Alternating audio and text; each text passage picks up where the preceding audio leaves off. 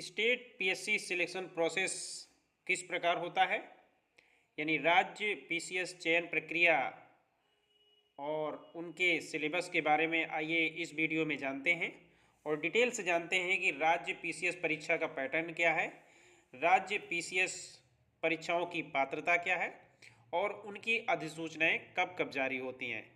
यानी इसके बारे में पूरा डिटेल से जानेंगे कि सभी राज्यों में राज्य लोक सेवा आयोग विभिन्न राज्यों में सरकारी नौकरियों के लिए चयन परीक्षाओं का आयोजन करते हैं।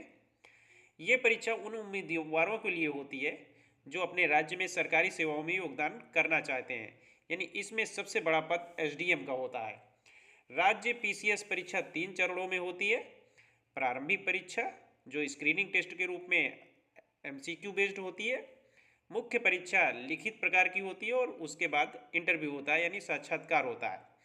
यहाँ हम विस्तार से जानेंगे कि राज्य पीसीएस चयन प्रक्रिया, सिलेबस, परीक्षा पैटर्न, पात्रता और अधिसूचना के बारे में।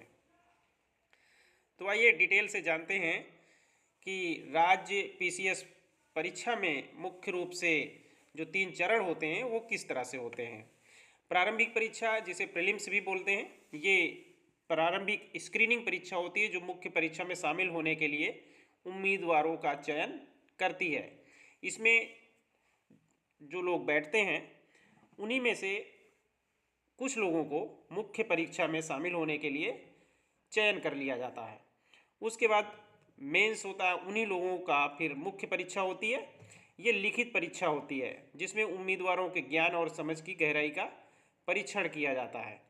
इसके बाद साक्षात्कार होता है। मेंस परीक्षा में जो लोग मेरिट में चयन किए जाते हैं उन्हीं लोगों का साक्षात्कार होता है। ये आमतौर पे जितनी वैकेंसी भरी जाती है उसका 10 से 15 गुना साक्षात्कार के लिए बुलाए जाते हैं। इस चरण में उम्मीदवारों के व्यक्तित्व, संचार कौशल और सेवा के प्रति उपयुक्तता का मूल्यांकन किया जाता है। अब जानते हैं कि राज्य पीसीएस परीक्षाओं का पैटर्न किस प्रकार से होता है।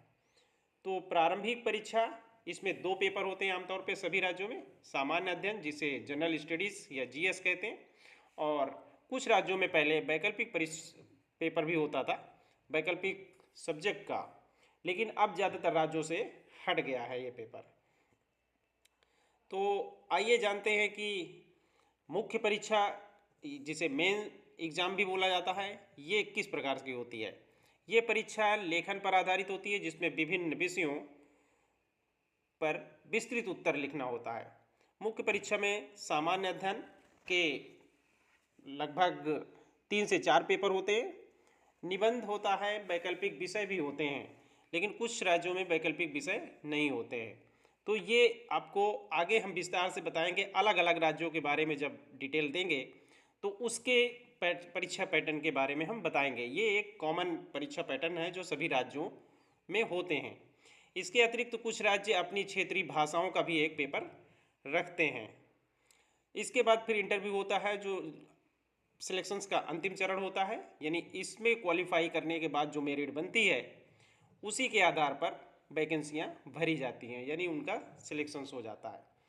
अब आइए सिलेबस के बारे में जानते हैं कि प्रारंभिक परीक्षा में आमतौर पे देखा जाता है कि जनरल स्टडीज़ का पेपर लगभग सभी राज्य लोक सेवा आयोगों की परीक्षाओं में होता है, जिसमें भारतीय इतिहास, भूगोल, राजनीति, अर्थव्यवस्था, विज्ञान और प्रौद्योगिकी, पर्यावरण और समसामयिक घटनाओं से रिलेटेड प्रश्न पूछे जाते हैं। जिन राज्यों में वैकल्पिक विषय हुआ करता था उनमें अलग अलग सब्जेक्ट से रिलेटेड वैकल्पिक सब्जेक्ट्स का पेपर हुआ करता था, लेकिन अब ज़्यादातर राज्यों में ये पेपर हट चुका है। मुख्य परीक्षा में आमतौर पे 3 से 4 जनरल स्टडीज़ के पेपर होते हैं जिसमें भारतीय और विश्व इतिहास, कला संस्कृति, भारतीय संविधान, शासन, समाजशास्त्र, राजनीति, भारतीय अर्थव्यवस्था, पर्यावरण, विज्ञान, नैतिकता और मानव मूल्यों पर आधारित प्रश्न पूछे जाते हैं। इस तरह से लगभग सभी राज्यों में परीक्षा का पैटर्न लगभग एक सा ही है, बस उनकी जो टफनेस है उसमें थोड़ा से अंतर पाया जाता है। कुछ राज्यों में टफ पेपर पूछे जाते हैं तो कुछ राज्यों में आसान पेपर पूछे जाते हैं। तो आप अपने राज्य के अकॉर्डिंगली इन परीक्षाओं में पार्टिसिपेट कर सकते हैं। अब आइए जानते हैं कि राज्य पीसीएस परीक्षाओं की पात्रता किस तरह से होती है। तो इसमें 4-5 चीज़ें ध्यान देने योग्य होती हैं। एक तो नेशनैलिटी होती है कि आवेदक का भारतीय नागरिक होना आवश्यक है। शैक्षणिक योग्यता के बारे में होता है कि किसी मान्यता प्राप्त विश्वविद्यालय से स्नातक की डिग्री हो। अंतिम वर्ष के विद्यार्थी भी आवेदन कर सकते हैं, यानी अपेयरिंग कैंडिडेट्स जो लास्ट ईयर का एग्जाम्स दे रहे होते हैं वो भी इस परीक्षा में भाग ले सकते हैं, लेकिन मुख्य परीक्षा से पहले ही डिग्री जमा करनी होगी। आयु सीमा आमतौर पे अलग अलग होती है सभी राज्यों में, लेकिन न्यूनतम जो आयु सीमा होती है वो 21 वर्ष है और अधिकतम 40 वर्ष की होती है। अलग अलग राज्यों में अलग अलग देखा जाता है और आरक्षित वर्ग के उम्मीदवारों को अधिकतम आयु सीमा में छूट भी दी जाती है जो कैटेगरी के अकॉर्डिंगली होती है। प्रयासों की संख्या के बारे में बात किया जाए तो सामान्य वर्ग के जो विद्यार्थी होते हैं, कैंडिडेट्स होते हैं, उन्हें 4 से 6 प्रयास मिलते हैं। राज्य पीसीएस परीक्षाओं की अधिसूचना के बारे में बात करते हैं, यानी नोटिफिकेशंस कब निकलता है। तो हर राज्य का अपना अपना नोटिफिकेशंस ऑफिशियल वेबसाइट पे जारी की जाती है, लेकिन इनका टाइमिंग अलग अलग होता है। तो आपको जिस राज्य के बारे में ये परीक्षा देनी है उस राज्य की ऑफिशियल वेबसाइट पे जाके, और बहुत सारी और वेबसाइट्स भी हैं जो ये जानकारियाँ देती हैं, जिसमें आवेदन प्रक्रिया, परीक्षा की तिथियां, पात्रता, सिलेबस और परीक्षा पैटर्न की पूरी जानकारी होती है। उम्मीदवारों को राज्य पीसीएस जो अलग अलग वेबसाइट्स हैं उनमें जाके पूरी जानकारी ले लेना चाहिए। तो निष्कर्ष के तौर पे ये कहा जा सकता है कि राज्य पीसीएस परीक्षा की तैयारी में कठिन परिश्रम और रणनीति अध्ययन की आवश्यकता होती है। एक निश्चित अध्ययन योजना, नियमित अभ्यास और पुराने प्रश्न पत्रों का हल करना इस परीक्षा में सफलता पाने में सहायक साबित हो सकता है। यहाँ कुछ राज्यों का उल्लेख डेवलप इंडिया ग्रुप द्वारा किया जा रहा है, जहाँ स्टेट पीएससी की अच्छी खासी तादाद में वैकेंसियाँ आती हैं।